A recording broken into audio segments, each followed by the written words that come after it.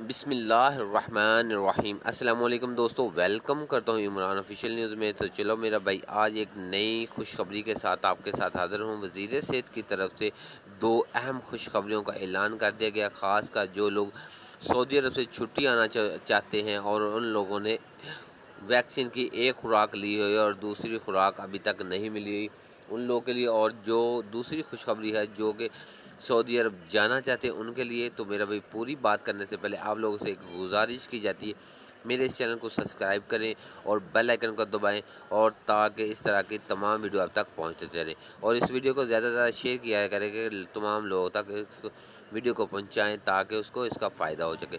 तो चलो वीडियो की जानब चलते हैं। वीडियो ये है कि मेरा भाई, जो मेरे भाई पाकिस्तान आना चाहते हैं या किसी भी मुल्क जाना चाहते हैं, एक खुराक ली हुई है कि वो बोल रहे हैं कि खुराक ली और दूसरी खुराक लेके चलें कि आने में कोई प्रॉब्लम ना हो।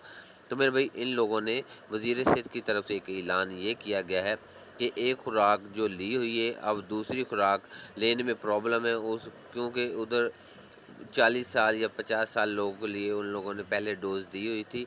तो अब ये डोज़ 1 जुलाई को दूसरी डोज़ का इन लोगों ने ऐलान कर दिया है कि अगर किसी ने दूसरी डोज़ लेनी है तो 1 जुलाई को इन लोगों ने ऐलान कर दिया और रजिस्ट्रेशन शुरू कर दी है।